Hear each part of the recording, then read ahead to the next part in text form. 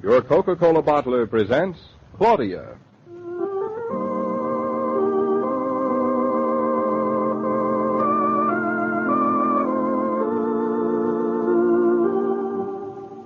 Claudia, based on the original stories by Rose Franken. Brought to you, transcribed Monday through Friday, by your friendly neighbor who bottles Coca-Cola. Relax, and while you're listening, refresh yourself. Have a Coke.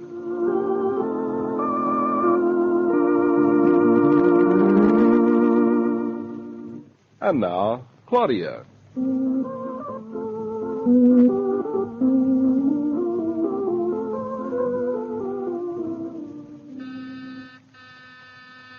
Dear? Lie still, I'll go. No, I'll go. I just wanted to know if you heard the bell, too, or if I was dreaming. What time is it? 7:05. Who can it be this hour of the morning? Where's my robe? On the hook in the bathroom. Don't let the kitten out, though. Oh, David, won't it be nice someday to have our own apartment and see the sunshine when you wake up? What makes you think we will? Somebody's got to live in the dark apartments in New York. It won't be us. I don't care if I live in a cellar. I'm going to have the sun. You mean the attic? Hey, the kitten's sound asleep on my bathrobe. Isn't that smart? He must have pulled it down off the hook. Very smart. Hey, look, Mr. Cat, if you don't mind.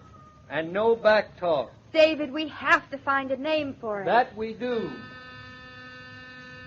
Say, who can that be? Oh, telegram. Telegram? Who from? I'll tell you when I find out.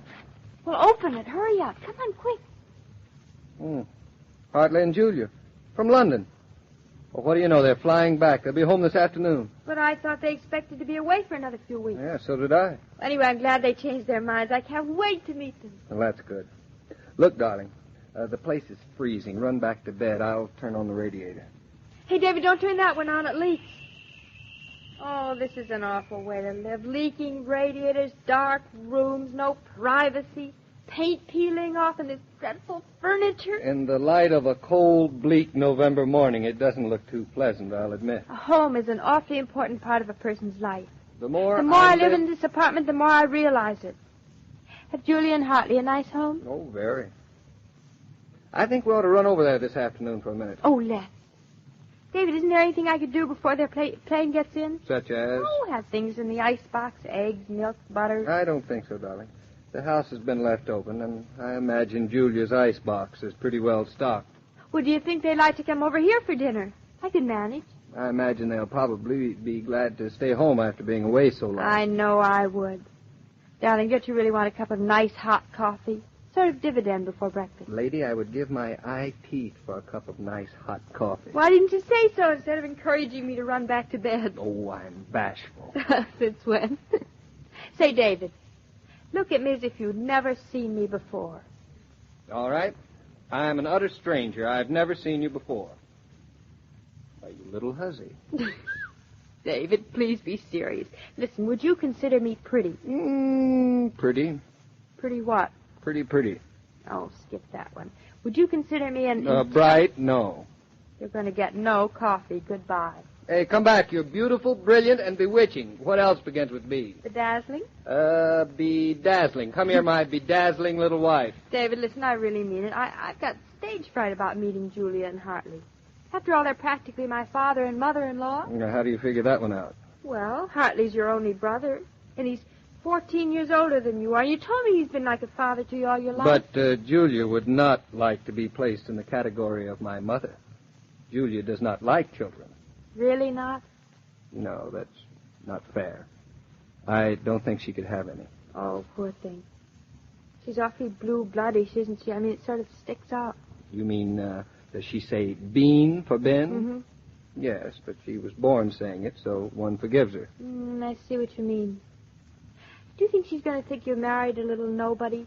Just because you don't say bean for Ben? No, if she does, though, we'll just introduce her to your mother. That's a sweet thing to say. Anyway, you didn't mean a little nobody. You meant a little somebody. I meant that Julia probably had a dozen debutantes lined up for you to marry. No, just one. Well, you never told me about it. Is she attractive? If you like the type. She had a very deep, husky voice. That's nice. And a winter place in Palm Beach, and a summer place in Bar Harbor. She sounds perfect. But she didn't have very much of a chin, and no sense of humor. Now, Hurry up. Get that coffee.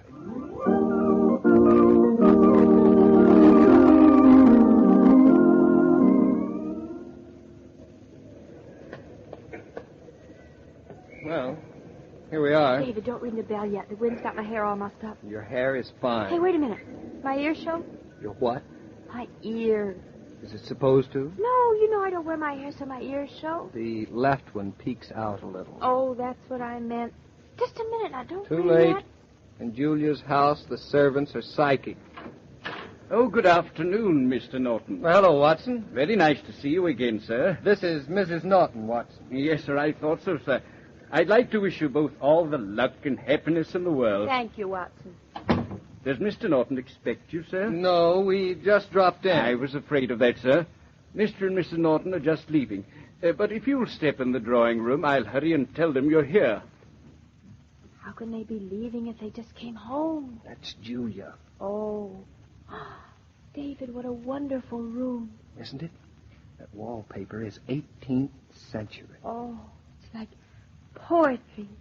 David, you never told me they lived in this kind of a house. It's like a museum. Wait till you see the library. Hartley's been collecting folios and first editions for years. Does he read them? I don't think so. They're too expensive. I went to an auction once with him, and he bought a first folio of Shakespeare for $22,000, just like that, without batting an eyelash. $22,000 for a volume of Shakespeare without batting an eyelash? Worth it, too. Hartley's not a banker for nothing. It's a good investment. What'd Julia say? She approved. Julia's got a good business head on those sleek shoulders. Shh, I hear them coming. Well, David, my lad. Hello, Hartley. How are you, boy? Oh, Glad to see you. David. And Claudia. Claudia. How nice. How terribly nice. Claudia, let me look at you. David, she's a lamb. I think I'm entitled to a kiss. Of course. You don't look like David at all. Yeah, I could tell you're brothers under the skin. That's very gratifying. Thank you, my dear. Look here, I'm sorry we came in on you like this. You two look like you were bound for someplace. We'll sit down for a minute anyway. It's such a nuisance. We've got to go to a cocktail party for Lord and Lady Radcliffe. We met them abroad. And tonight, Baritza's giving a concert at Carnegie. We've got to be there. She'd never forgive us. Is that why you shortened your trip and came home? Only partially. Hartley wasn't agreeing too well with the London fog. Oh. Sinus began to kick up, you know. Well, you look fine, both of you. How do you think David looks? Fine, fine. Looks like you've been taking very good care of him. Tell us about your apartment, Claudia. David wrote us that you'd found a furnished place. Oh, it's the worst little hole in the wall. Really? But it's a very nice building, as I remember. The neighborhood is excellent. I know, but this particular apartment happens to be on the second floor rear. Dark as pitch. And the most dreadful furnishings. I should think you children would have wanted to start out with your own furnishing. Oh, we did. There's a housing shortage, Hartley. Oh, yes, of course, of course. We bought this place so many years ago, I've been spoiled. Oh, it's so beautiful. What kind of dogs do you have? What kind of what? Dogs. Dogs? Why, none. New York is no place to keep dogs. But it's such a big house. You must have a yard. Yes, we have. As a matter of fact, we had the garden done over while we were gone. Wait till you come again soon, and we'll show you. What kind of a dog have you got, my dear? David was always crazy about dogs. Well, we happened to get a most beautiful Newfoundland. In Newfoundland? Mm-hmm. In a tiny apartment? Yep. It was a little crowded, but we didn't mind. The owner wanted him back, though, so after a couple of days we had to give him up. It was quite a blow to both of us. Major was a swell pup. You're both completely mad. And now we only have a little kitten. David bought him for me last week. The car's here, sir. Oh, dear. No hurry, no hurry. Don't you children rush away now. Plenty of time. No, we mustn't keep you. We should have telephoned before we came. Matter of fact, we should have phoned you. We would have, too, but the clipper was late, and I just about had time for a steam. Julia had her masseuse waiting for her. You come for dinner next week. A wedding dinner. A bit late, but after all, David ran off and got married so fast, we never even had a chance to meet you. I hope you're not disappointed. Disappointed? On the contrary, my child. You're very sweet. You don't know how sweet, Julia. She wanted to come over before you got here and stock your ice box. Oh, David, why'd you tell him that? Because I love you.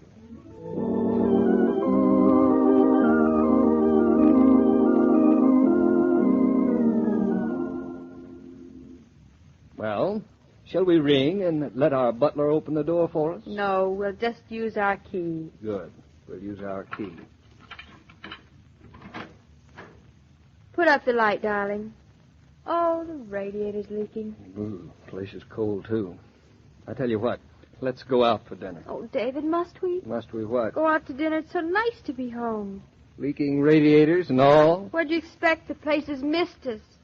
We were away for an hour. It got cold and damp. Just think Hartley and Julia were away for months, and their house never even knew they were gone. Just kept on running. I'd hate to have a house like that. It's so ungrateful of it, isn't it? Say, David, it is cold in here, isn't it? Let's eat supper in the kitchen. It'll be warm and fun. To have supper in the kitchen with you, Mrs. Naughton, would not only be warm and fun, it would be an honor. David, you really mean it? I really mean it, darling. I'm so glad we're us. I feel so rich. So do I. Even though I can't buy a Shakespeare folio for $22,000. Guess we're crazy. I guess we are.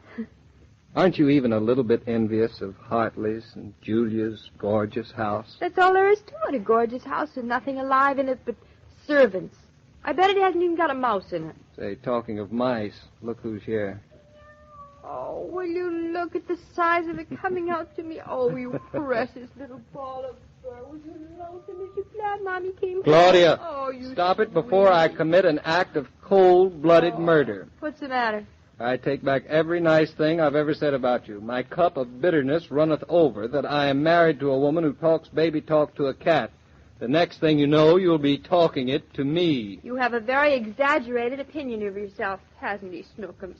I should talk baby talk to him. Who does he think he is, anyway? Snookums? Don't make a sissy out of it. Give him a respectable name and let him grow up like a decent human being. I can't think of a name good enough for him. What's the matter with Rover? He roved out to see us. Oh, Rover, that's a dog's name. I wouldn't even give a dog that name. Snookums, do you want to be called Rover? He doesn't. Come here, you. Come to your pappy. Come on, come on. Hey, you little monster, you've got claws already, do you know it? Say, what do you think you're doing? That's my tie. Let go. You're practically talking baby talk yourself. Why don't you give him a name? Well, all right, let's see now. How about, Leo the Lion? Leo the Lion, I wouldn't hear of it. I want something important for him. Something in the, say, $22,000 bracket, perhaps? $22,000? Yes. Shakespeare? Shakespeare? Oh!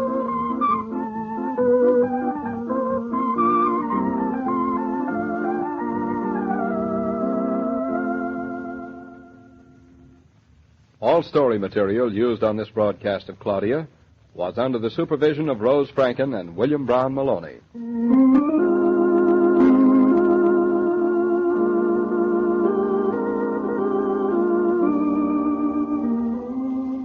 Have you noticed how many more of those familiar red coolers have been appearing in food stores lately? They're there so you can pause when you're marketing and have an ice-cold Coca-Cola. Then you can shop refreshed. And that cool, refreshing drink will remind you to take Coca-Cola home to the family. Have your grocer or service station attendant put a case in your car. Then you'll be certain always to have plenty on hand for the hospitable pause that refreshes.